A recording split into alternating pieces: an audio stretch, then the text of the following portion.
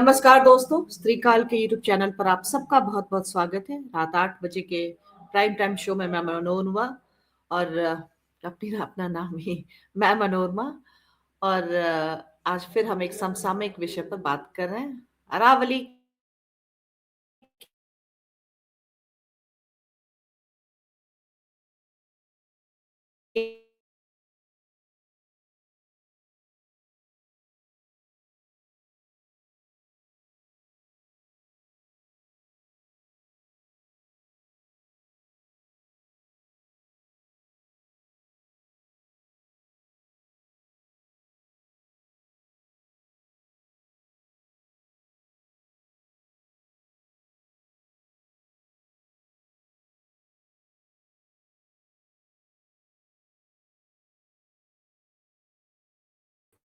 माफ़ करिएगा, उनका नेटवर्क इशू आया या हैंग हो गई हैं।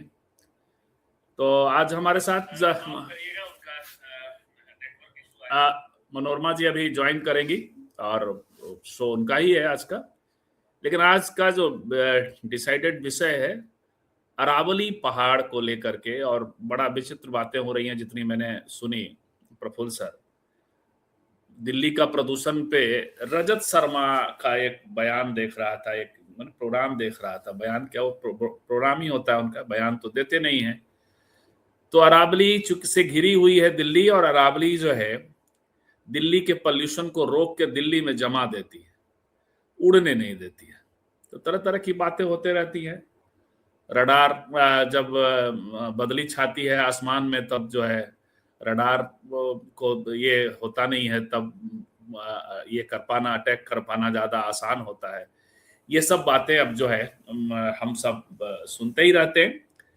लेकिन सबसे बड़ा सवाल है कि आप देश के संसाधनों को, और खास जिस तरह से पूंजीपतियों को आप के हवाले कर रहे हैं, और कंपनसेशन के भी अलग अलग तरीके, यदि अरावली का को आप डिस्टर्ब कर रहे हैं तो कहीं राजस्थान में, या कहीं राजस्थान तो अच्छी बात है, केरल में या कहीं जाकर के आप कुछ वृक्ष लगा देंगे, कुछ नई चीज कर देंगे। ये अद्भुत तर्क के साथ चीजें हो रही हैं। तो आज इसी पर बातचीत मनोरमा जी करेंगी। हमारे साथ हैं प्रफुल्ल कोलख्यान, सामाजिक राजनीतिक विषयों के बेहद जानकार और राजनीतिक रूप से प्रो पीपल स्टैंड रखते हैं। हमारे साथ सीमा जी हैं, राजनीतिक सामाजिक विश्लेषक। प्रो पीपल स्टैंड हमारे यहाँ हम लोग सब प्रो पीपल वाले ही हैं, और स्त्री काल के दर्शक इनसे परिचित भी रहे हैं। मनोरमा, आपके हवाले। जी, माफी चाहूंगी, लगातार जो है नेट कनेक्शन की समस्या आ रही, इशू आ रही है, जिसके कारण हम बार बार जो है प्रोग्राम डिस्टर्ब हो रहा है।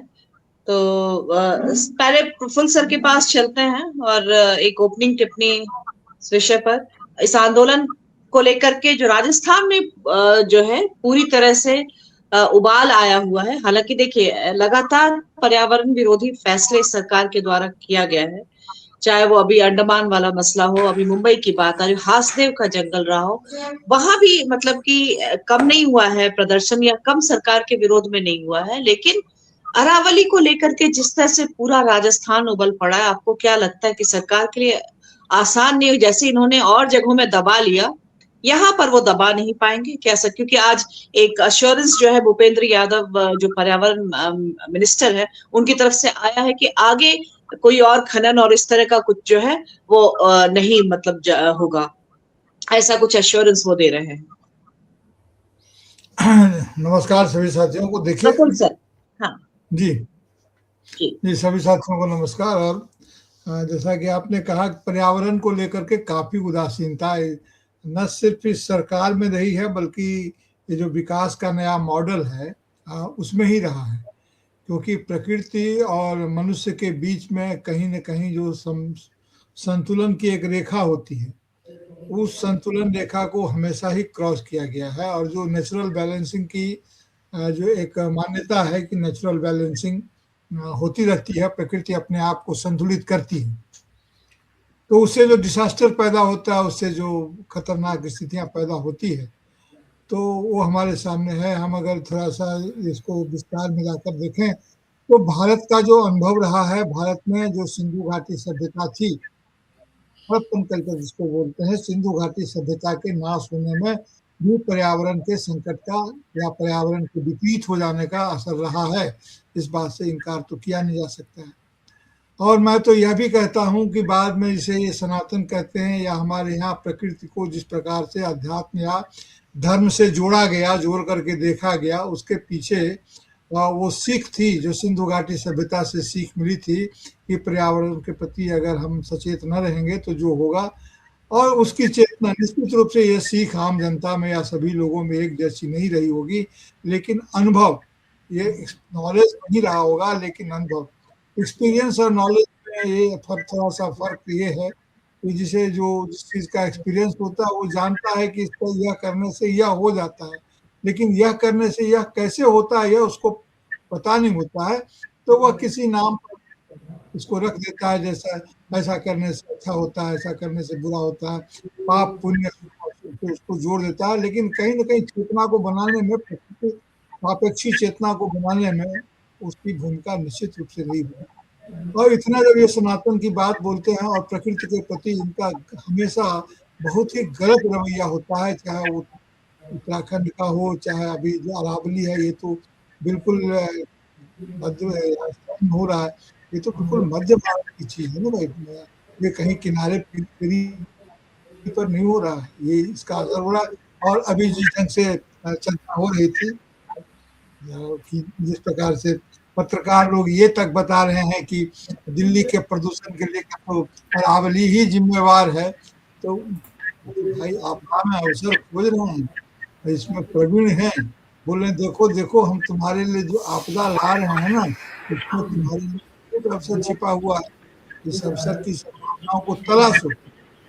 तो सुप्रीम कोर्ट ने जिस चीज को माना है, सुप्रीम कोर्ट का आदेश तो है नहीं, लेकिन हाँ सरकार के जो प्रस्ताव थे, सरकार के प्रस्ताव को सुप्रीम कोर्ट ने ना नहीं कहा है, माना है। सामान्यतः जो होता है सरकार तो सरकार है, सरकार की बात को ऐसे भी कोई कैसे ही उठा दे, आखिर सरकार है।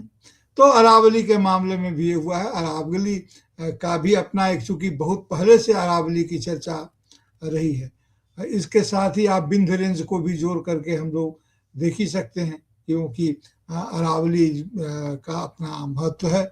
और ये लुटियंस जिसको बोलते हैं, अभी जो जिसकी चर्चा बोल रहे थे कि दिल्ली के प्रदूषण को के लिए भी जवाबदेह है, तो लुटियंस से होते हुए वे गुजरात और वहाँ राजस्थान तक के जो रेखाएं हैं वो है। सुप्रीम कोर्ट ने जो 100 मीटर का रेंज बताया, कि समुद्र तल से 100 मीटर का एक मानक बताया है, ये उसके साथ ही इनको पहाड़ी माना जाएगा या पहाड़ माना जाएगा, और नहीं तो उनको खनन उनका क्या सकता है। कुछ खनन पर रोक भी लगी है ऐसा, और अभी भूपेंद्र जी का, जिनका पर्यावरण मंत्री का संदर्भ दे रहे थे, तो रोक भी लगी है। सहम तो ये जाते हैं जन आंदोलन को देख करके, लेकिन सवाल ये है कि क्या जन आंदोलन उस तरह से खड़ा किया जा सकेगा, क्योंकि पर्यावरण के मामले को लेकर के, और इसे अगर विकास के इस मॉडल को अगर स्वीकार कर लिया जाए तो इनका किसी भी सरकार का, जो सरकार इस तरह के विकास मॉडल को स्वीकृत करती है, तो जल जमीन जंगल से जुड़ा हुआ जो भी मुद्दा होता है वो इनके लिए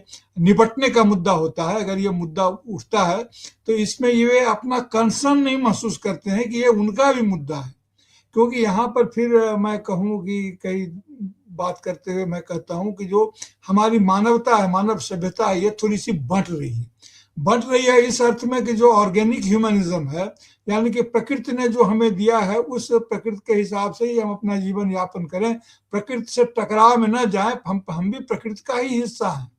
कुछ लोग जो इस ढंग से विचार करते हैं, दूसरे तरह के लोग हैं जो ये विचार करते हैं कि नहीं, हम प्रकृति के नहीं, हम आपका दूसरे तरह की ह्यूमनिटी जो है, अति मानव, वो अपने आप को कहते हैं कि हम उस तरह से मानव नहीं है, हम उससे काफी आगे बढ़ गए हैं, उनकी शक्ति में विस्तार हुआ है तकनीक के कारण और दूसरे कारणों से भी। तो ये लगता है कि उनके व्यक्तिगत तकनीक का ये मैंने इस्तेमाल ये हो रहा है। तो हमारी जो मानवता है एक ढंग से लग रहा है कि ये उसमें भी ये चिन्ह है, उसके निशान है कि इस खतरे को नहीं महसूस कर रहे हैं, और ये जब इस खतरे को नहीं महसूस कर रहे हैं तो जो नतीजा होगा उन लोग को भोगना होगा। क्योंकि चाहे जब इसके पहले भी हसदेव की जंगल की बात हो या मुंबई में अरे की बात हो, जहाँ पर वो काटा गया था, या और कई जगह पर भी पूरे बिहार में, अगर बिहार से हम लोग हैं तो बिहार के वन प्रांतों के फॉरेस्ट और जंगल में अंतर को समझते हुए भी अगर फॉरेस्ट ठीक है तो कितना प्रतिशत रह गया, बहुत कम रह गया है। और इससे मृदाक्षरण और दूसरी तरह की जो संकट है वो तो है ही।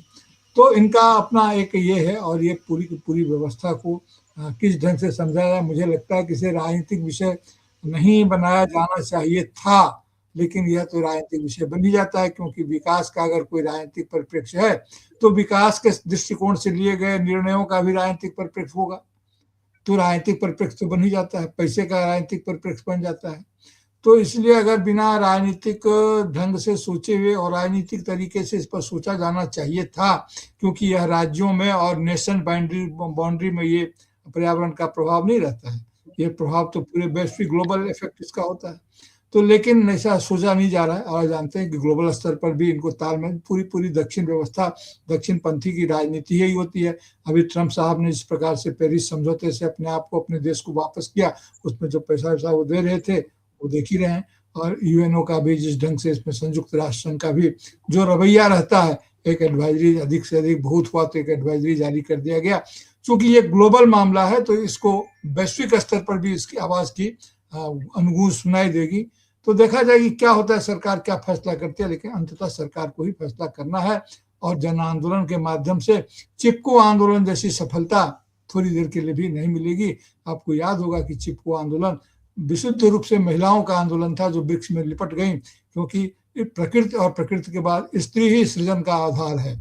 स्त्री लोग पर कोई ढंग से सोचते हुए मुझे स्त्री काल पर यह कहने में थोड़ी सी सुविधा हो रही है कि दुनिया स्त्रियों की है। अगर फर्ज कीजिए कि सारे पुरुष अगर समाप्त हो जाते हैं तो भी सृष्टि चलती रहेगी। बहुत पहले तर्क दिया गया था सेमिनार में, वंदना शिवा वगैरह वगैरह भी काफी काम किया है। तो जब सृष्टि में अगर सारी स्त्रियां, अगर स्त्री जाति अगर समाप्त हो जाती है तो भी सृष्टि चलती रहेगी। सारे पुरुष अगर समाप्त हो जाते हैं तो भी सृष्टि चलती रहेगी, क्योंकि कहीं ना कहीं किसी न किसी के घर में पल रहा होगा। लेकिन अगर सारी स्त्रियां समाप्त हो जाती है तो नहीं हो सकता है। तो प्रकृति और स्त्री, इसीलिए धरती को माता भी कहते हैं, प्रकृति को भी माता कहते हैं। प्रकृति और पुरुष का अपना दूसरा पुराना संदर्भ भी है। तो मैं ये कहता हूं कि इसे अंततः तय तो करना होगा, इसी पितृसत्तात्मक व्यवस्था को ही तय करना होगा, पितृसत्तात्मक न्याय तंत्र को ही तय करना होगा। क्योंकि चिपको आंदोलन की सफलता हमें अगर रास्ता दिखा पाती आगे तो बहुत अच्छा होता, जो कि मुश्किल है दिखा पाना। जी, तो चिपको आंदोलन की बात आप कर रहे हैं, लेकिन हम लोगों ने हाल फिलहाल में ऐसा कोई पर्यावरण के लिए जो संघर्ष है उसमें लोगों को हारते देखा है, चाहे वो सीमा जी के पास आ रहे हैं और चाहे वो उत्तराखंड के लिए किस तरह से उत्तराखंड के पर्यावरण को तार तार किया गया है, किसी से छुपा हुआ नहीं है। हासदेव की बात है ही, आरे जंगल का मामला देखा हम लोगों ने, हालांकि थोड़ा बहुत उसको युवाओं ने बचाने की कोशिश की और कुछ हद तक सफलता भी मिली उन्हें, लेकिन फिर भी किसी ना किसी रूट से उसका डिस्ट्रक्शन का जो है वो फिर से रास्ता निकाल ही लेते हैं। अभी जैसे 45,000 मैंग्रोव कट रहे, तो कैसे आपको लग रहा है कि, और अंडमान वाला तो ऐसा मामला है और इतना हास्यास्पद कि 10 लाख पेड़ को वो हरियाणा में लगाने की बात करके वहां कंपनसेशन, अंडमान हरियाणा क्या कंपनसेशन होगा, लेकिन वो एक है। और अरावली जो है सिर्फ राजस्थान में नहीं है, दिल्ली में भी है, हरियाणा में भी है और राजस्थान में है, गुजरात में है। लेकिन राजस्थान के लोग जो है वो सबसे ज्यादा इस पे उगले हैं। क्यों गुजराती को फर्क नहीं पड़ेगा, हरियाणा वाले को फर्क, और दिल्ली वाले, उनको क्या फर्क नहीं, दिल्ली वालों को फर्क नहीं पड़ेगा। तो क्या है, इसको किस तरह से समझा जाए कि राजस्थान के लोग जिस तरह से भावनात्मक रूप से उद्वेलित हैं इसको लेकर के, और उन्होंने कहा कि राजस्थान का ये फेफड़ा है, तो आप कैसे देख रहे हैं, क्या सरकार इसमें बैकफुट पर आएगी? क्योंकि अब तक क्या तो रिकॉर्ड नहीं कह रहा है कि पर्यावरण कैसे किसी मसले पर जनता के आगे सरकार झुकी है।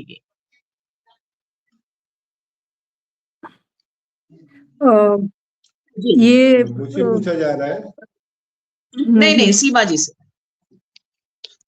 ये जो 100 मीटर की बात की गई है पहाड़ की सुप्रीम कोर्ट में, तो ये सुप्रीम कोर्ट में एकदम से तो मतलब सरकार के वकील ने ही ये 100 मीटर की बात की होगी। और जब हम पहाड़ की बात करते हैं तो सिर्फ वो ऊपर की चोटी नहीं होती है, उसमें वैली भी आता है, पानी, नदियां आती हैं, झील आते हैं, जंगल आते हैं, पूरा इकोसिस्टम आता है, उसमें रहने वाले जानवर और सब कुछ होता है। तो और जब आप उस पर्यावरण को किसी भी तरीके से नुकसान पहुंचाते हैं या उस पे अपनी मतलब इंसान अगर उसमें दखल करता है तो पूरी इकोलॉजी को वो खराब करता है। और सिर्फ उससे मतलब कई ऐसी चीज मतलब ऐसे इंसेक्ट्स होंगे, कितनी चीजें होंगी जो तो हमने देखा।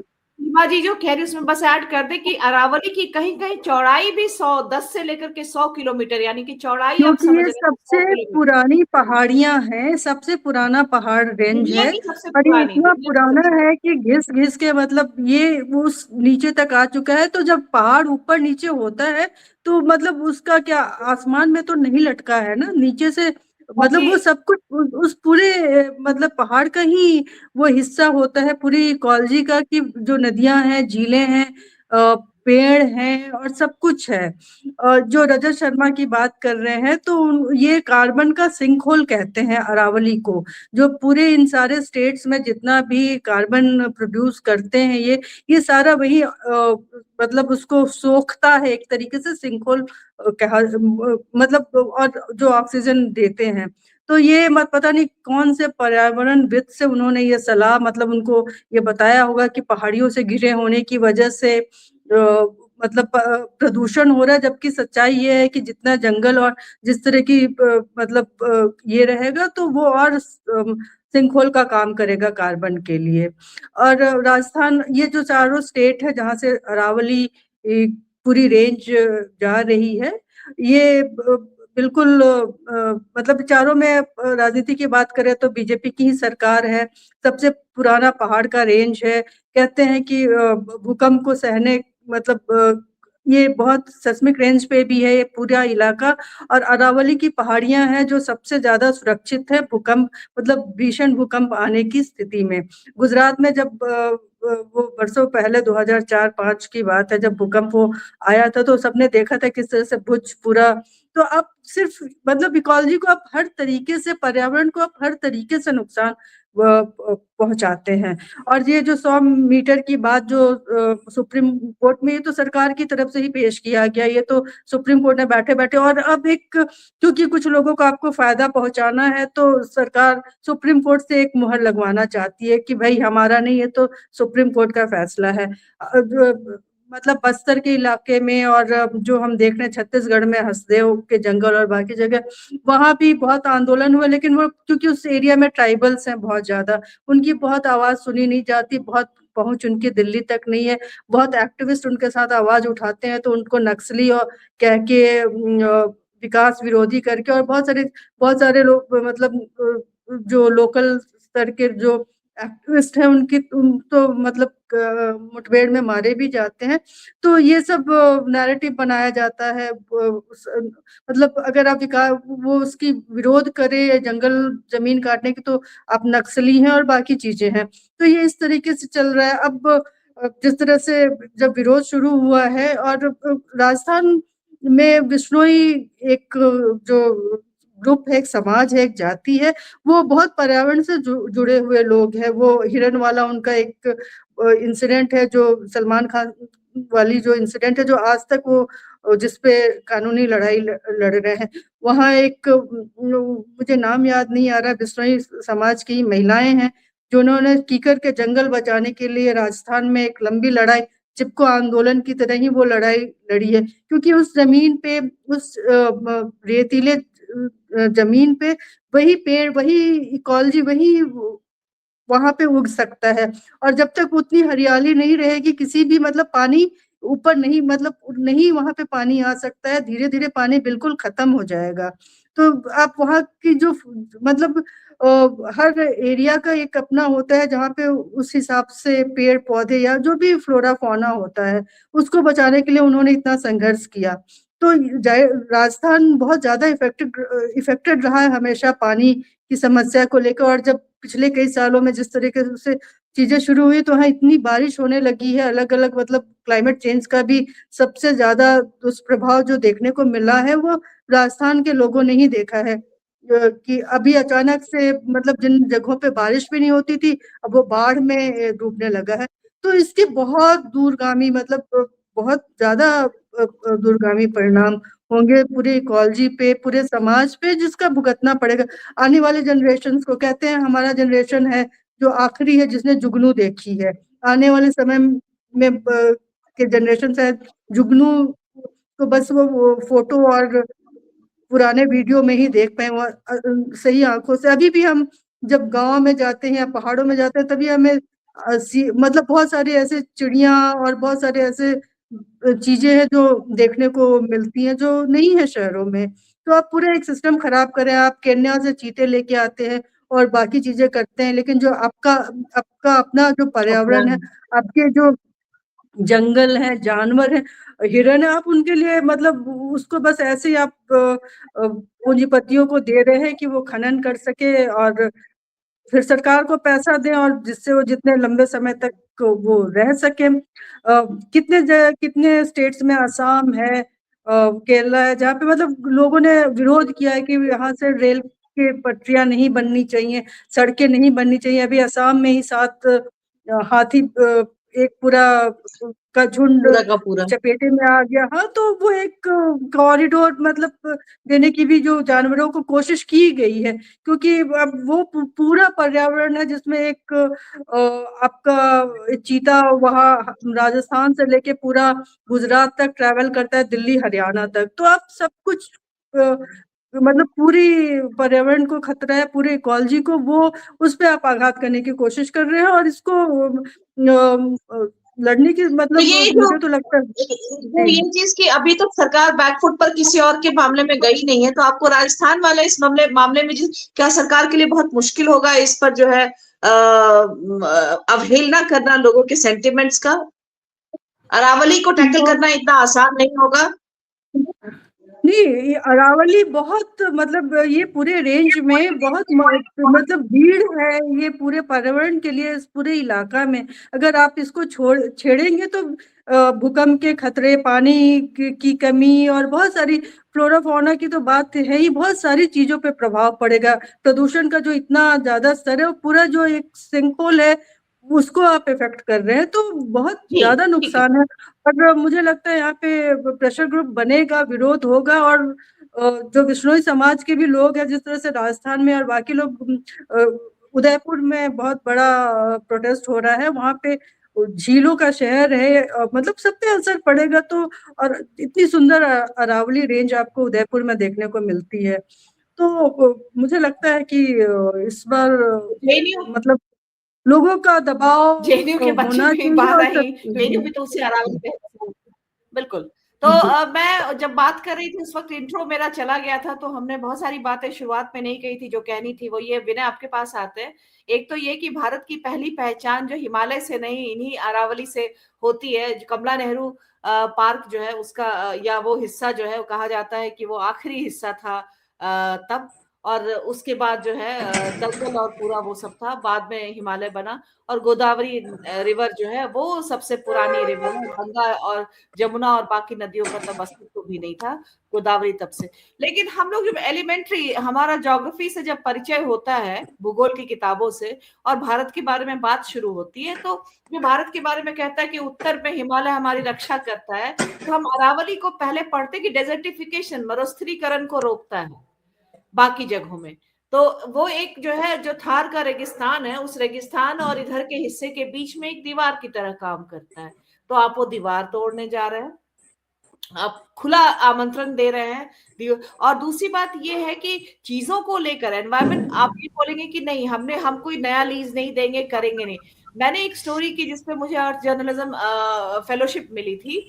वो था कि जो विंड मिल्स होते हैं उनका अनंतपुर के इलाके में जो है फ्लोरा एंड फौना पर उसका असर, आप यकीन करेंगे डेटा मिलना मुश्किल था, क्योंकि कोई डेटा ही नहीं था उसमें। और सच बात यह है कि अनंतपुर जो है जब शुरू हुआ था उसका डेजर्टिफिकेशन पे आपको अच्छी स्टोरी है, बाद में जो है रेगिस्तान के लिए इस्तेमाल करने लगे, जो एक बार बहुत हरा भरा हुआ करता था। रेलवे के लिए सारी लकड़ियां अनंतपुर के जंगल से काटकर अंग्रेजों ने ली थी और अंग्रेजों ने अनंतपुर को बनाया था रेगिस्तान, जो आज भारत का सबसे ड्राई इलाका माना जाता है।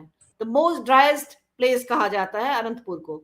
तो पिछले 3-4 सालों में स्थितियां सुधरी है, लेकिन उसके पहले तक तो यही हाल था। तो ऐसा नहीं है कि पर्यावरण पर जो आप करते हैं उसका असर नहीं होता है, पूरे जगह में। अनंतपुर इसका सीधा सीधा उदाहरण है कि कैसे अनंतपुर को मरुस्थल में बदला गया एक हरे भरे जंगल से, और फिर विंडमिल लगाया गया है, तो उसका भी है कि फ्लोरा फौना पर क्या असर होता, उसको लेके डिटेल स्टोरी मैंने की थी। और लॉन्ग फॉर्म स्टोरी है 10,000 शब्दों से ज्यादा की, स्त्रीकाल पर भी हमने उसको पब्लिश किया है। अगर आप लोग को समय मिले तो पढ़िएगा कि डेटा सरकार से लेना, मतलब वो आपको असेसमेंट ही नहीं करने देते कि इसका कोई नुकसान होता है, जैसे सोलर पैनल का कोई नुकसान हो रहा है। तो ठीक इसी तरह से आप कैसे देखें, एक तो पहला कि इसका महत्व अरावली का पर्यावरण को लेकर, जैसे रजत शर्मा कह रहे हैं, रजत शर्मा जैसे जर्नलिस्ट कह रहे हैं, एक बार जो है वो दिल्ली का प्रदूषण और इन सब के लिए सरकार को जो है वो बैशिंग करते हैं सरकार की, तब केजरीवाल होते हैं और रेखा गुप्ता और प्रधानमंत्री मोदी है, तो वो कह रहे हैं कि कटोरा है और मतलब उसको हटाने की बात कर रहे हैं। तो ये इस तरह की सतही समझ के साथ ये लोग इतने बड़े बड़े पत्रकार बनते हैं। तो अरावली का एक महत्व और ये चीज जो है कि सरकार के आश्वासन देने के बावजूद भी आपको पता है कि एनवायरमेंट क्लियरेंस से लेके तमाम चीजें जो है वो आराम से सब कुछ करने के लिए ये रास्ते दिए जा रहे हैं। धन्यवाद मनोरमा। देखिए, आज का जो विषय है वो कई दृष्टिकोण से महत्वपूर्ण है। खास करके सीमा जी ने याद दिलाया कि जो है राजस्थान में जो है कुछ हमारे जो बेस्ट इन्वायरमेंटल प्रैक्टिसेस जो है वो राजस्थान के बिश्नोई समाज के लोग जो 12वीं शताब्दी में उन लोगों ने ऐसे प्रैक्टिसेस किए, जो आज उसकी महत्ता लोग पहचान रहे कि नहीं, these are best environmental practices. दूसरा, जो राजस्थान में जो है वो लिविंग ट्रेडिशन है, वो ट्रेडिशनल नॉलेज का, कि ये कैसे इसको रखना है। अभी भी मतलब ये शहरी समाज के लिए बड़ा आश्चर्य का विषय होगा कि बिश्नोई समाज में ऐसी औरतें देखी जाती है जो अपने बच्चों को एक तरफ दूध पिलाती है और जो चिंकारा है उसको एक तरफ दूध पिलाती है। ये इसकी तस्वीरें भी आ चुकी है, तो वो उनको अपने बच्चों की तरह मानती है। और सलमान खान वाला मामला हम लोग सबको हमारे सामने, ये तो और अमृता देवी का उन्होंने जिक्र किया, जो चिपको आंदोलन को लेकर के, जिसको लेकर के बाद में जिस चीज को लेकर सुंदरलाल बाबू। देखिए, हमारे यहाँ क्या है कि जो हम लोग हिस्टोरिकल जो हेरिटेज की बात तो करते हैं, लेकिन हिंदुस्तान में जो जियोलॉजिकल हेरिटेज है उसको लेकर के बहुत ही कम जागृति है। मैं बताऊं कि कई चीजें जो है जो जियोलॉजिकल हेरिटेज है उसकी जानकारी जो है लोगों को, आस पड़ोस के लोगों को भी नहीं होती है। और कई ऐसे जो बहुत ही महत्वपूर्ण है, जिसमें हम लोग जिसको बोलते हैं कि बैथोलिथ्स का, या आप बॉम्बे चले जाइए, बॉम्बे में एक रॉक है जिसको बोलते हैं गिलबर्ट रॉक, है ना। वो गिलबर्ट रॉक जो है वो दुनिया के सबसे पहले बनने वाले भूखंडों में से है, और उतना ही बच गया है वो भी जो थोड़ा हिस्सा जो बच गया है गिलबर्ट रॉक का, वो इसलिए बच गया है कि वहां पे एक गौ माता का मंदिर बना हुआ है, तो उसको नहीं लोग काट करके गिट्टी नहीं बना पाए। मैंने खुद जमशेदपुर से रांची जाने वाली सड़क के किनारे देखा है कि दो जो है वोल्केनिक कोन्स, मदर कोन और डॉटर कोन, बिल्कुल रोड के किनारे हैं। किसी को उसकी मतलब परवाह नहीं है, वहां कोई एक बोर्ड या कुछ नहीं है जिससे लगे कि ये जो है कोई ऐसा महत्वपूर्ण चीज है जिसको दिखाया जा सकता है। जबकि वो रांची यूनिवर्सिटी में जियोलॉजी की पढ़ाई होती है, लोग जानते हैं कि ये क्या है, ठीक है। तो आप अरावली पे आते हैं। अरावली जो है, आपने पहले ही इंडिकेट किया कि अरावली जो है भारत के हिसाब से कम जो है सबसे पुरानी पर्वत श्रृंखला है, प्री कैम्ब्रियन एज की है। कम से कम 250 करोड़ साल पहले। दुनिया की भी सबसे पुरानी पर्वत श्रृंखलाओं में इसको शुमार किया जाता है। हाँ, इंडिया में तो है ही, बाहर मैंने कम से कम 250 करोड़ साल पहले की है। जो हम लोग जब बात करते हैं जियोलॉजिकल एज की, जो ज्योग्राफी वाले स्टूडेंट हैं वो इतना तो जानते हैं, गोंडवाना, और जब गोंडवाना लैंड हुआ करता था, अभी इस तरह से एशिया नहीं बना था, तब से माना जाता है उसको। ये मेरुदंड है, मेरुदंड, इसको बैकबोन बोलते हैं प्रकृति का, मेरुदंड। जो सबसे पुरानी जो पर्वत जो माने जाते हैं, एज जब हम लोग करते हैं ना एज, तो उसमें आता है कैम्ब्रियन, और कैम्ब्रियन से जो पहले होता है वो प्री कैम्ब्रियन होता है, और अगर लाइट के हिसाब से उसको बांटते हैं हम लोग तो वो आर्कियन एजोइक एज में आता है ना, जिसमें एजोइक एज में आर्कियन पहले। आप उसकी महत्ता आप देखिए, एक तो वहां उसके एलॉन जो है इंडिया में 2 शियर जोन फेमस है, उसमें से एक अरावली में है, एक जमशेदपुर में जो है सिंहभूम शियर जोन है ना, तो उसके अलावा मिनरलाइजेशन है, वो एक तो अलग बात है। दूसरी बात, जो वहां जो चट्टान है, नीस है, ग्रेनाइट है और बाकी चीजें, तो इसकी भूमिका क्या है? इसकी भूमिका ये है कि एक ढंग से ये वाटर रिचार्ज जोन तो है ही, वाटर डिवाइड भी है।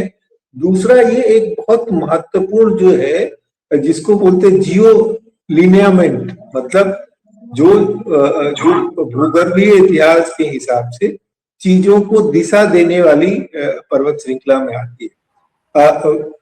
हालांकि मानसून के हिसाब से हम लोग पढ़ते रहे कि उसका डायरेक्शन ऐसा है कि उसकी वजह से उस इलाके में बारिश नहीं होती है, लेकिन हमको ये ध्यान रखना चाहिए कि जब हम प्रकृति की बात करते हैं तो उसमें बहुत छोटी सी जो भूल भी जो होती है आपको काफी नुकसान पहुंचाती है। तो अरावली का जो महत्व जो है इसलिए बहुत ज्यादा है कि उसके नष्ट होने से जो है वो पूरा जो बायोडाइवर्सिटी उसकी चले जाएगी। जो लोग दिल्ली में रहते हैं, थोड़ा जागरूक है, उनको पता होगा कि दिल्ली में जो दो इकोलॉजिकल सिस्टम आके मिलते हैं, उन दोनों को बचाने के लिए बायोडाइवर्सिटी के हिसाब से 2 बायोडाइवर्सिटी पार्क बने हैं। एक यमुना बायोडाइवर्सिटी पार्क है और एक अरावली बायोडाइवर्सिटी पार्क है, जहां पे उस इकोलॉजिकल जोन के जो चीजें हैं उसको इकट्ठा करके बचाने की कोशिश की गई है। यमुना बायोडाइवर्सिटी पार्क में जो है यमुनोत्री से लेकर इलाहाबाद तक में जिन चीजों के माने लाइव जीन बैंक है, और उसी तरह अरावली बायोडाइवर्सिटी पार्क में उसी तरह की चीज करने की कोशिश की गई है, जो अरावली जो इकोलॉजिकल सिस्टम। अब जो हम लोग देखें कि जो आज का जो संकट है हमारा, आज का संकट ये है कि जो सरकारें जो है वो शासन के नाम पे जो है जो लोअर लेवल ऑफ डेमोक्रेसी है उसके सारे पावर को जिसको बोलते हैं असर कर लिया गया है। तो कानूनन तो ग्राम सभाओं को और इनको इतना अधिकार दिया गया है कि वो तय करें कि कौन सा विकास उनको चाहिए और कौन सा विकास नहीं चाहिए, कौन सी फैक्ट्री चाहिए, कौन सी फैक्ट्री नहीं चाहिए। लेकिन जो कॉरपोरेट है, बाजार है और जो बड़े नेता हैं, एक हाल मेल से जो है बुरी मशीनरी का उपयोग जो है उनको अपने हक में करने का। एक और मैं चीज की तरफ ध्यान दिलाना चाहता हूं कि सरकारें अक्सर ये जो स्थानीय लोगों के अधिकार को इस बिना पर हड़प करने की कोशिश करती है कि जो ये देश के विकास के लिए बहुत जरूरी है और नेशनल इंटरेस्ट में। तो एक जो है आज पूरी दुनिया में इसकी चल रही है, जिसको बोलते हैं कि लैटिन अमेरिकी देश और यूरोप में भी इसकी चर्चा है, जिसको बोलते हैं डिग्रोथ, कि आखिर हमको ग्रोथ कितना चाहिए, मतलब इतना हमको डेवलपमेंट नहीं चाहिए या इतना ग्रोथ हमको नहीं चाहिए जो हमारे सोशल और इकोलॉजिकल सिस्टम को पूरी तरह से छिन्न भिन्न कर दे। तो इसीलिए आज दुनिया में लैटिन अमेरिका देशों में इस बात को चर्चा है कि हम जो ग्रोथ है उसकी अलाइनमेंट जो है ट्रेडिशन के साथ में, इकोलॉजिकल बैलेंस के साथ में और सोशल जो यूनिटी है उसके साथ उसको तालमेल बनाकर।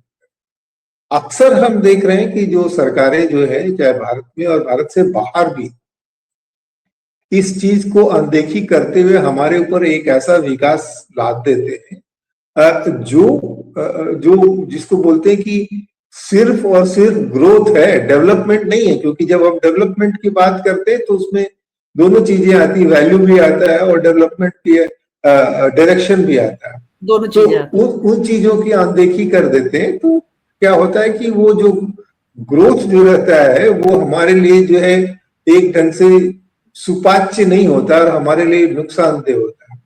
अब ये अरावली वाले मामले में एक केस का मैं उल्लेख करना चाहता हूँ कि जब समाज जागृत होता है और शासन संवेदनशील होता है तो एक दौर में शिमला या देहरादून में बहुत इस बात का चला था कि वहाँ हाई ग्रेड लाइमस्टोन था। प्रशांत भूषण जो है उस केस से फेमस हुए थे।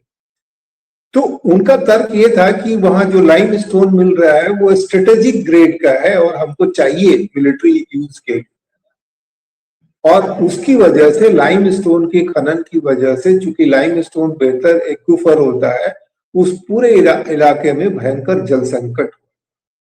तो तब की सरकार बाध्य होकर के सुनी थी और न्यायालयों ने फैसला दिया था कि भाई जब आप बाकी चीजें इंपोर्ट कर सकते हैं तो ये भी इंपोर्ट कर सकते हैं, क्योंकि ये जीवन का सवाल है। आप सिर्फ स्ट्रेटेजिक इंपॉर्टेंस के नाम पर जो है लोगों के जीवन से खेल नहीं सकते।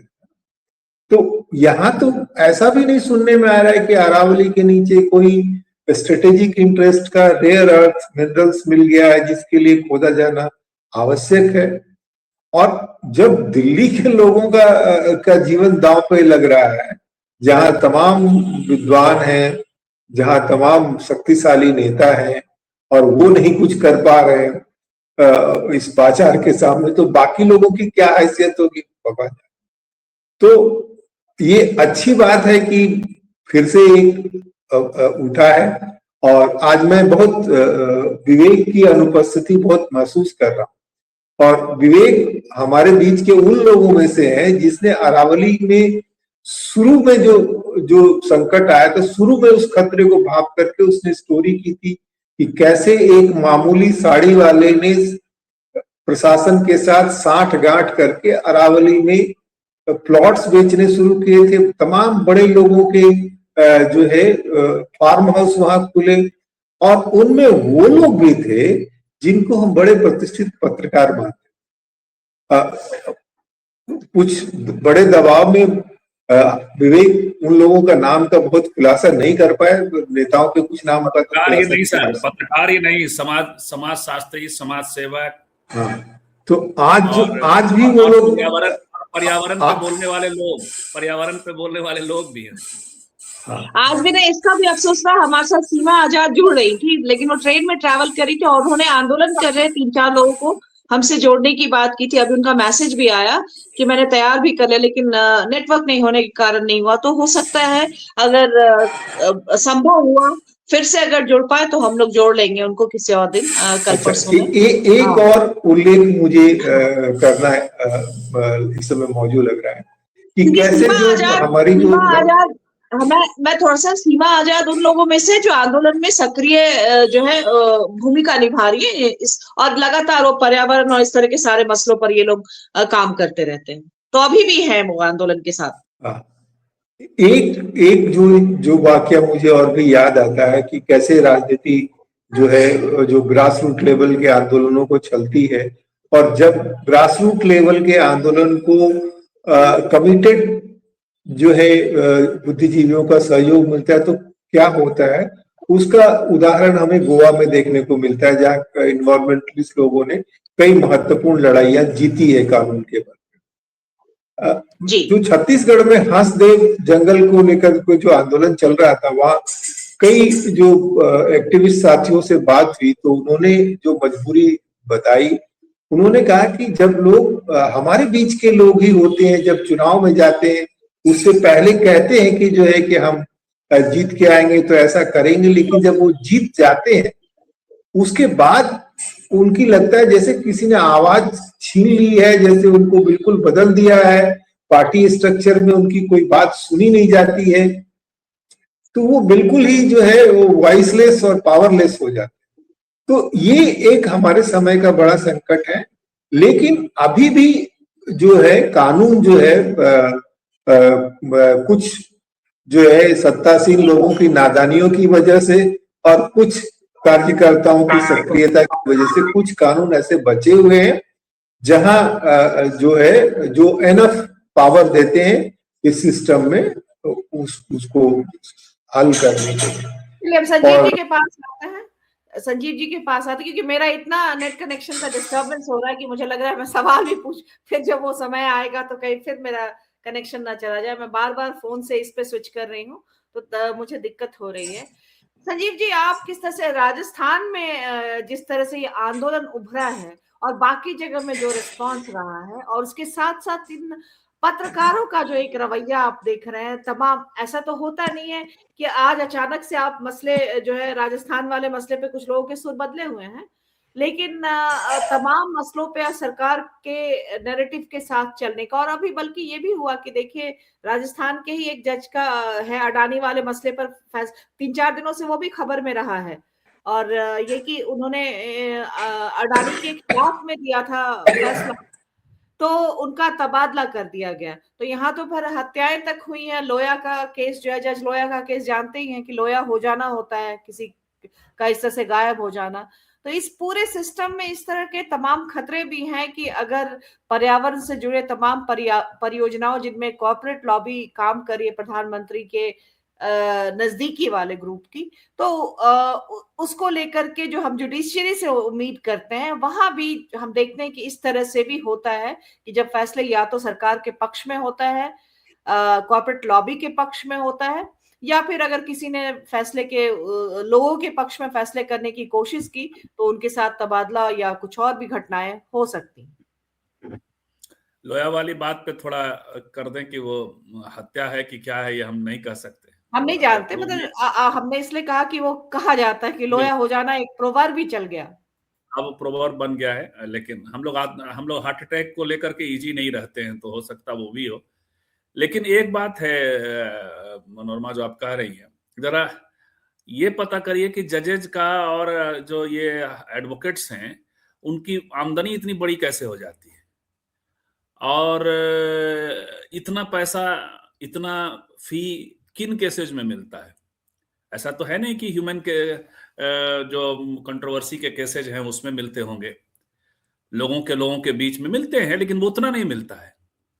एक आध प्लॉट का मामला, कुछ बड़ा प्लॉट का मामला आप डील कर दीजिए, जो दिल्ली उल्ली में तो 1000 करोड़ का होता है, तो 100 करोड़ आ जाएगा। तो मांझी जी ने 10% का रेट खोला है, हालांकि वो 10% नहीं है, वो बेसिकली 25 से 30% है। मांझी जी ने एकदम सच बोला है, गलत बात तो बोली नहीं है, लेकिन वो अब बोली है तो चूंकि केंद्रीय मंत्री बोल रहे हैं तो इस पे कार्रवाई होना चाहिए था। तो कुल मिला के एक तंत्र बना हुआ है, जिसकी बात विवेक जी की रिपोर्ट के बहाने विनय जी कह रहे हैं, और वो तंत्र अपने तरीके से काम करता है। तो बहुत उम्मीद रख लेना, क्योंकि अरावली पे जो काम हो रहा है वो क्या हो रहा है, 100 मीटर आपने बना दिया कि 100 मीटर वाला ही अरावली रेंज है, तो बाकी खुदाई हो जाएगी। यही तो संघर्ष है ना। और रिपोर्ट भी आ रही है कि राजस्थान के इलाके में जो 100 मीटर का भी है उसको 99 का बता करके, 70 का बता के, 60 का बताकर आप काट देंगे। कागज पे 99 भी बता देंगे तो काट देंगे।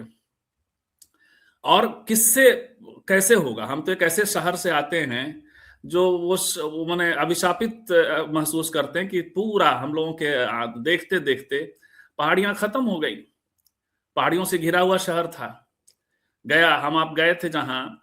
अब सत्ता देखिए क्या प्रतीक बनाती है। सत्ता ने, वो अच्छी बात है कि प्रेम का मामला है, उसमें एक श्रमिक ने वो तोड़ा, वो भी अच्छी बात है कि वो चूंकि वो एक रेंज बन जाता तो वहां से रास्ता बन जाता तो शायद। लेकिन आप देखिए टूटने, वहां पहाड़ गायब हो रहे वो विषय नहीं है, पहाड़ कटे वो विषय नहीं है। Dashrath Manjhi more than mountain man माने माउंटेन से बड़े माउंटेन मैन बन गए। अब ये किसने बनाया? एक बार हमने जनसत्ता में लिखा था इसी प्रसंग को कि भैया क्या है, अच्छा है, दशरथ मांझी जी का तो प्रसंग अलग है, वही सत्ता उनको जेल भेज देती। यदि उसको पहाड़ कटवाना नहीं होता तो दशरथ मांझी प्रेम के प्रतीक नहीं होते मनोरमा।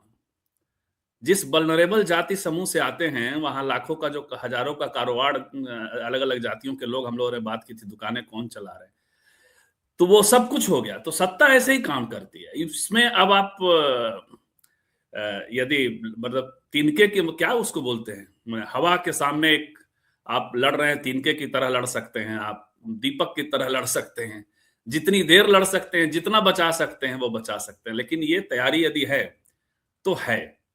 सही कह रहे हैं शायद विनय जी या प्रफुल्ल जी कह रहे हैं, वहां तो बहुत सारे लोग हैं ना, बड़ा आंदोलन हो सकता है, हो सकता है रुक जाए, कुछ दिनों के लिए रुक जाए, क्योंकि वो पूरा एनसीआर का इलाका है या फिर आगे राजस्थान भी पास का इलाका है। लेकिन ये सौभाग्य छत्तीसगढ़ में नहीं हासिल है। अब बहुत सारे छत्तीसगढ़ के लोग भी उधर आकर के सुनते हैं, हमने देखा नहीं है आश्रम, कुछ आश्रम भी सुनते हैं, सब इलाके में बना हुआ है। एक आध बार हमारी भी जाने की इच्छा है कि जो है हम जरा देखें, 2 4 5 10 दिन चला जाए, वहीं कुछ लिट्टी पटकन बने। अब हम लोग अपने जीवन में कर क्या सकते हैं, कुछ लिट्टी विट्टी खा एडवेंचर कर सकते हैं जा करके। जिनको वहां बनाना है, जिनको वहां फार्म हाउस बनाना है, जिनको वहां आश्रम बनाना है, जिनको वहां वो सब चीजें होंगी, जिनको वहां चाहे वो उस नेक्सस को, यदि उस नेक्सस पे बात करिएगा तो और भी बहुत सारे लोग आ जाएंगे। यदि डीएलएफ आ गया, और है, जानते हैं, विनय जी पुष्ट करेंगे या प्रफुल्ल जी भी पुष्ट करेंगे। अब डीएलएफ का तार जुड़ेगा तो फिर मेरे प्रिय विषय पे भी जाकर के चीजें चली जाएंगी। तो कौन लड़ने वाला है, ये बड़ा सवाल है, ये बड़ा नेक्सस है। मनोरमा फिर से हैंग हो गई, और आप ही जब हैंग हो जाएंगे तो लड़ेगा कौन, ये सवाल है। देखिए चीजें जो है, और आ गई मनोरमा।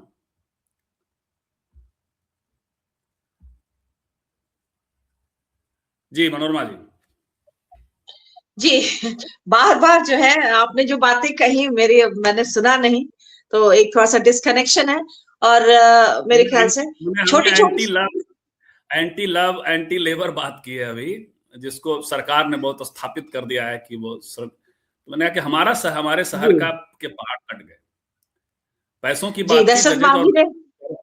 बड़ा पता करिए कपिल सिब्बल इतना कैसे कमा लेते हैं भाई, राम जेठमलानी, जजेज की प्रॉपर्टी को पता करिए, किस केस में कैसे आ रहा है, ये मत करिएगा। हम लोगों के केसेस तो यदि आप ले जाइए सुप्रीम कोर्ट में, गलती से चला भी गया तो सेकंड्स में फेंक दिए जाएंगे।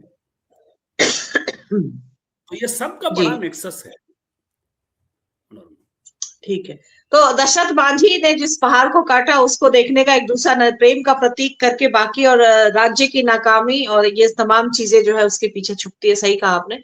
और उन्होंने 25 फीट ऊंचे पहाड़ को काटा था, और बात यहाँ पर जो है वो 100 फीट से नीचे 100 मीटर से नीचे सब कट जाएंगे, वो कहा गया। अरावली में कहा जा रहा है कि 100 से नीचे सब कट जाएंगे, तो बचेंगे 100 फीट वाले। तो 100 फीट कट जाएंगे यहाँ से नहीं। अभी जो है, अभी वो बचाव करते हुए कह रहे कटने की बात है, मतलब पहाड़ की परिभाषा जिसमें 90% अरावली जो है वो 100 से नीचे, हाईएस्ट जो है 900 मीटर तक जाता है, जो कि माउंट आबू के पास में है। तो ये है नहीं 1700 मीटर है, 1700 बिल्कुल। मैंने हमारे गया जैसे कई शहर चले जाएंगे, दिल्ली से लेकर राजस्थान तक। जी, गुरु शिखर है। बिल्कुल, एक खबर देख रहे थे, राजस्थान में 60 ये वो उसको तो काटा ही जा रहा है। संजीव जी, ये जो पहाड़ की जो परिभाषा से बाहर निकाल रहे हैं ना, वो ये दिखा रहा है कि जो प्रकृति को लेकर के और चीजों को लेकर के उनकी समझ कितनी दरिद्र है।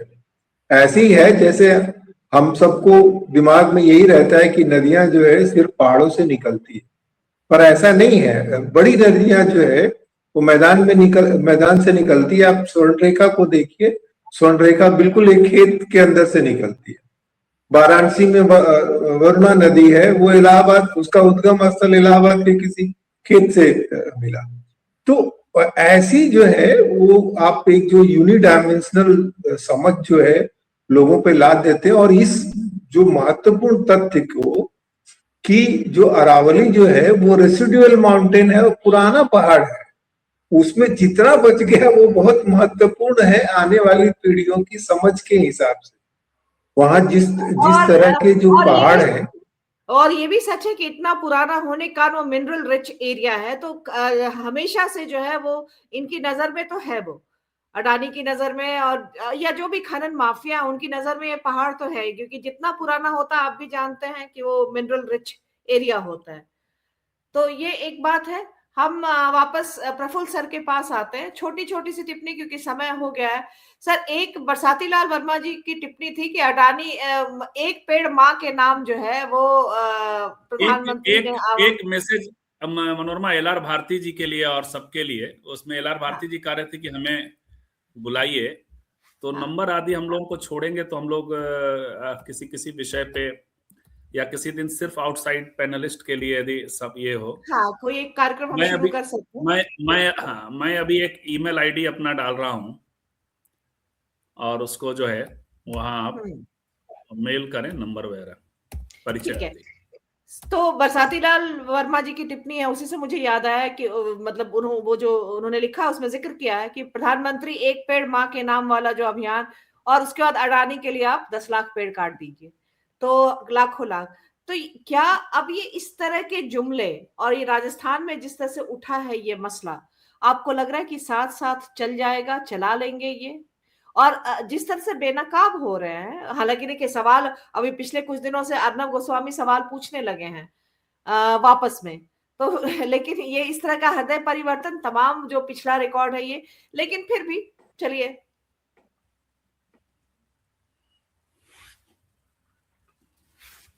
हृदय परिवर्तन नहीं हुआ है, पॉकेट परिवर्तन हुआ है। 15 करोड़ का मामला है, इसीलिए ये वाणी फूट रही है। पूछता है भारत कैसे मिलता है उसको इतना।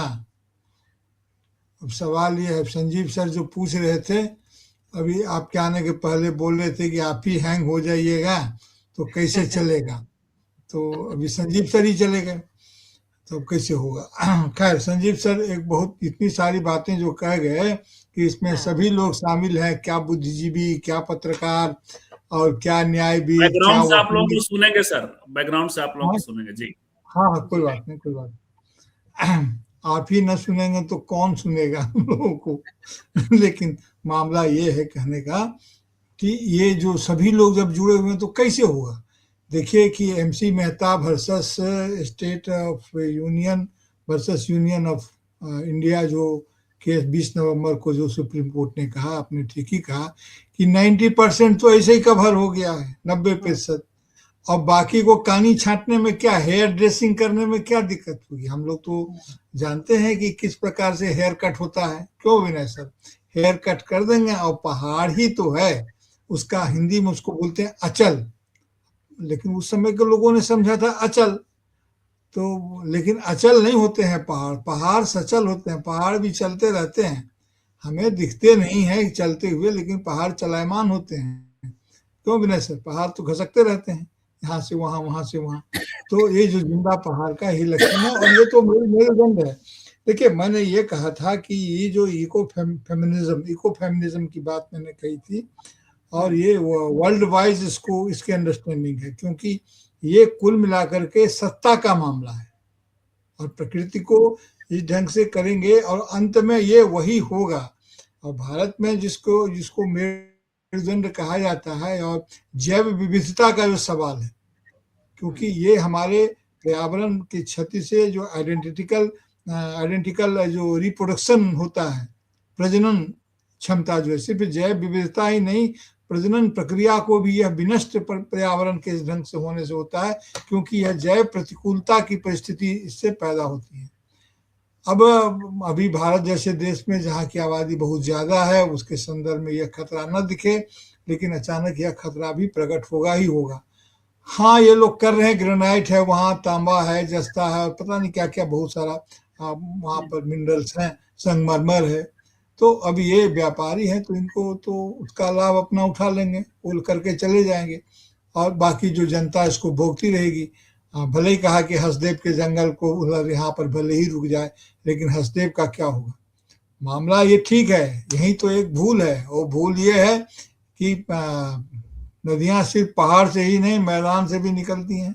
और भूल यही है कि पर्यावरण जो है सो एक स्टेट वाइज और पॉलिटिकल बाउंड्री के भीतर में नहीं है। नेचर की अपनी बाउंड्रीज है, नेचर की अपनी परिभाषा है। उस सुप्रीम कोर्ट के द्वारा परिभाषित किए जाने की अपेक्षा नेचर नहीं करती है कि वो सुप्रीम कोर्ट परिभाषित कर देगा तो ऐसा हो जाएगा।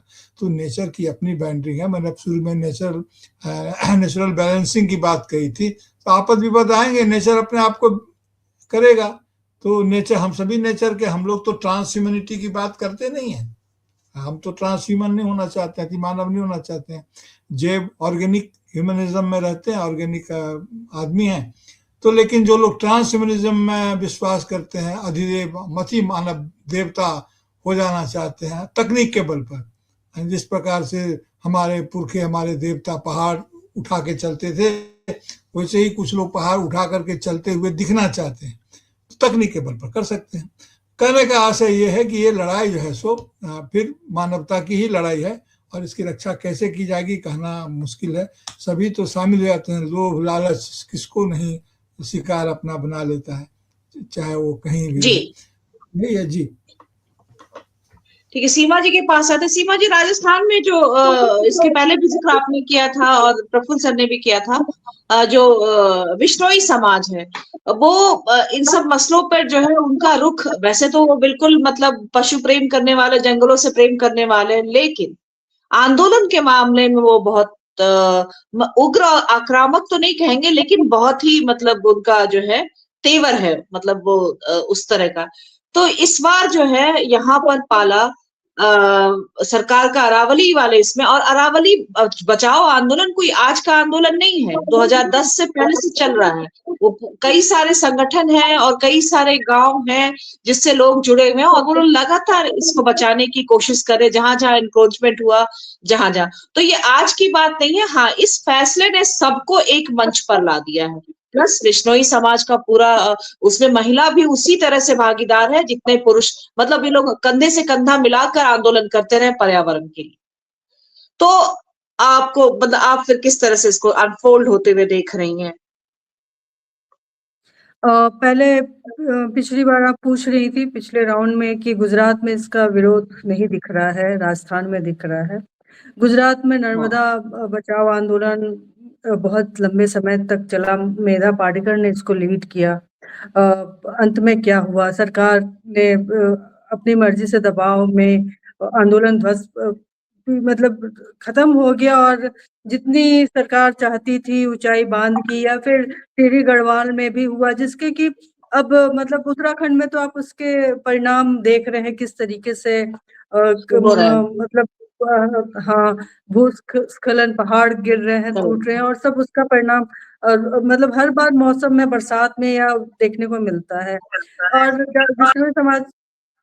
बिश्नोई समाज की महिलाओं की बात करते, मतलब राजस्थान में पुरुषों से ज्यादा बिश्नोई समाज की महिलाएं पर्यावरण बचाने में वो ज्यादा आगे हैं। और जो जंगल बचाने या उनके जो कीकर के पेड़ बचाने की, बबूल की जो ये थी, वो महिलाओं ने ही शुरुआत की हुई वो आंदोलन थी। या वो चिंकारा या हिरण को लेके जो उनका रहा है हमेशा से, तो पुरुषों से ज्यादा महिलाएं इसमें ज्यादा आंदोलन मतलब आगे नहीं है इस पूरे पर्यावरण बचाओ के आंदोलन में। अब यहाँ तक कि मतलब आप जो इको फेमिनिज्म की बात सर कर रहे हैं, वो तुलसी से जो शुरू होता है, जिस तरह से महिलाएं हमारे यहाँ वो एक इकोलॉजी के साथ, एक पर्यावरण के साथ जुड़ने का जो सिलसिला जो शुरू हमेशा मतलब हमारे अपब्रिंगिंग से शुरू होता है, तो बहुत दूर तक जाता है।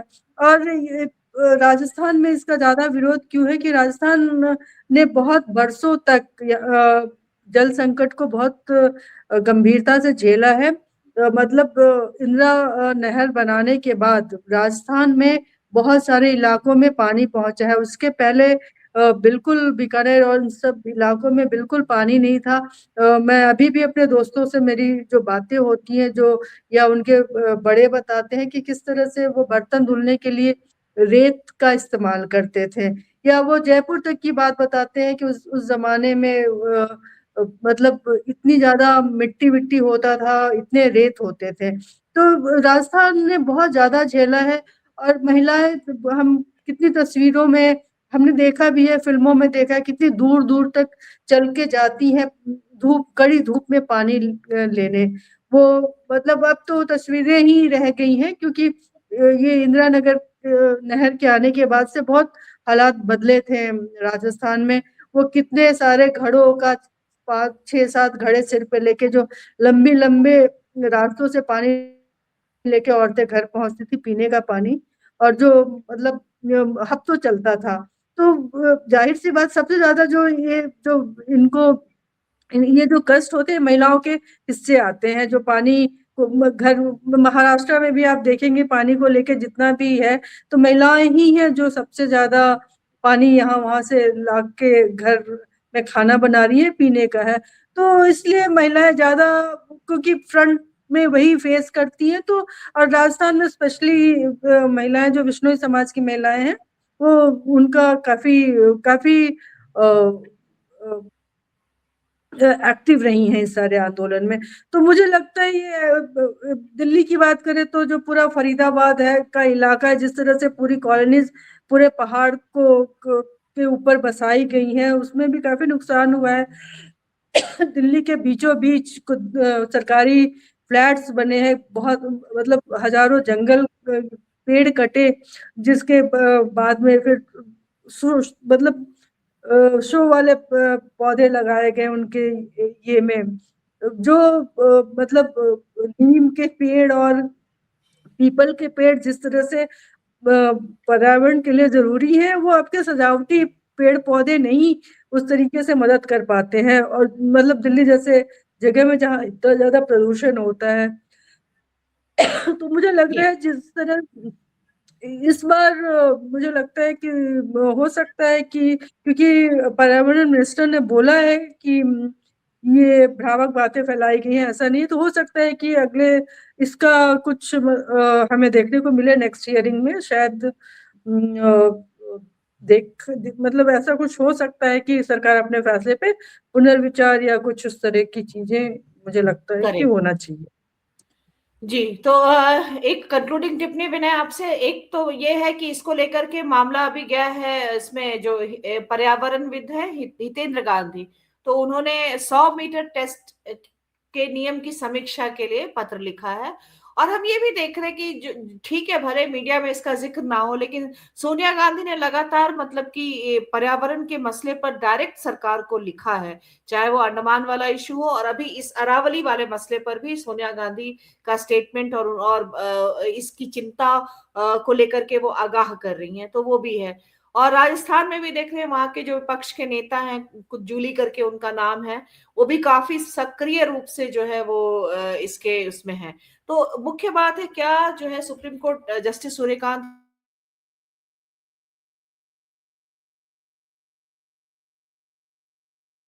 धन्यवाद मनोरमा।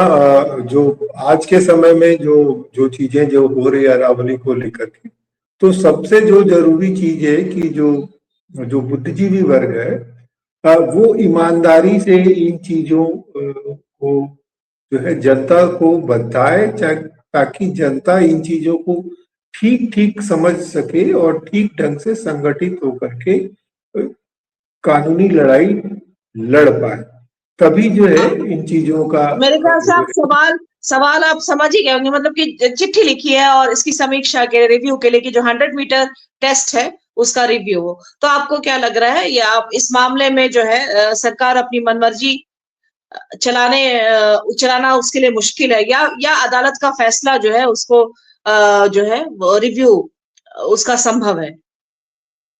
हाँ नहीं, वही मैं आप जब नहीं थी तो मैंने वही कहा कि इस लड़ाई में जो सबसे बड़ी चीज जो रेखांकित हुई है वो ये कि जो बुद्धिजीवी वर्ग है वो ईमानदारी से जनता के मुद्दों को, जो उसका तकनीकी और जो वैज्ञानिक पहलू है, उसको आसान भाषा में जनता तक पहुंचाए, ताकि जनता इतना राजनीतिक दबाव बना पाए कि लोग उसको मुद्दे को हल करने के पीछे। लेकिन क्या आपको ये, अब जनता को वहाँ कौन से लैंग्वेज, जब AQI दिल्ली का इस तरह से है, आम जो दिल्ली के पीढ़ियों से रहने वाले लोग कह रहे हैं दिल्ली छोड़ करके हम कहीं और बसने जा रहे हैं, इस तरह की बातें हम सुन रहे, तो क्या उनको पता नहीं है कि मतलब ये पर्यावरण के साथ इस तरह का, और तब जबकि भारत एक उस बारूद के ढेर पे बैठा है, हमारी इतनी आबादी है कि हल्का सा भी पर्यावरण में इधर से उधर होने का मतलब है लाखों लोगों की एक साथ मौत। नहीं, आप जो कह रहे हैं कि AQI का मुद्दा जो है, तो इसीलिए आप देखिए कि दिल्ली में AQI का मुद्दा होने की वजह से ही जो है ये दिल्ली सरकार को ये नाटक करना पड़ा कि जो प्रदूषण को कम करने के लिए वो जो है आर्टिफिशियल रेन का सहारा लेंगे, जबकि वैज्ञानिक बिरादरी बहुत सारे लोगों का एक अल्टरनेटिव व्यू था कि ये दिल्ली में सक्सेसफुल नहीं होगा, जो कि हुआ भी। और जो करोड़ों रुपए जो है सिर्फ इस राय को कायम करने के लिए खर्च किए गए कि सरकार इस मामले को लेकर के संजीदा है। तो जो मैं बुद्धिजीवियों की बात ये इसलिए कह रहा हूं कि बुद्धिजीवी ये जो प्रयास है ना कि जो केंद्रीय सरकार के माथे से जवाबदेही हट करके क्षेत्रीय सरकारों पर आ जाए, या कोई बड़ी मछली हट करके छोटी मछली की बलि दे जाए, उस साजिश को रोक पाए और जो बड़ी पार्टियां हैं उनको इस बात के लिए मजबूर करे। देखिए, बाहर में आपको याद होगा कोको कोला के खिलाफ जब आंदोलन हुआ फॉरेन कैंपसेस में, उसके बाद कोको कोला इस बात के लिए मजबूर हुई कि वो जगह जगह जो है वो वाटर कंजर्वेशन की मुहिम चलाने के लिए सामने आए। तो ये जो है आपको दबाव बनाना पड़ेगा। देखिए, लोकतंत्र में और बाजार में पब्लिक ओपिनियन मैटर करता है। अगर ईमानदारी से पब्लिक ओपिनियन का दबाव होगा तो चीजें बदलेंगी। और इस मुद्दे में भी सरकार इसीलिए थोड़ा पीछे हटी है क्योंकि लोक मत का दबाव बढ़ा है, तभी वो सरकार थोड़ा पीछे हटी। जी जी, तो देखते हैं आगे जो है सरकार, लोग ये आंदोलन मतलब कि काफी बड़ा रूप ले रहा है और लाखों लोग जो हैं हमने देखा सड़क पर हैं इस मसले को लेकर के। तो आगे सुप्रीम कोर्ट में इसकी समीक्षा के लिए जो अपील दायर की गई है उस पर क्या फैसला आता है, और दूसरा ये कि ये क्या आगे नजीर बनेगा पर्यावरण को लेकर के, एक तो लोगों के सचेत और संगठित होने का भी, और दूसरा इस मसले पर सरकार का जो है मनमानी, वो भी उसको रोकने के लिए भी क्या ये मसला नजीर बनेगा, ये आगे वाले अरावली का मसला, अरावली बचाओ और ये तमाम जो है वो आगे किस तरह से अनफोल्ड होता है, इस पर भी काफी कुछ निर्भर करेगा। नमस्कार।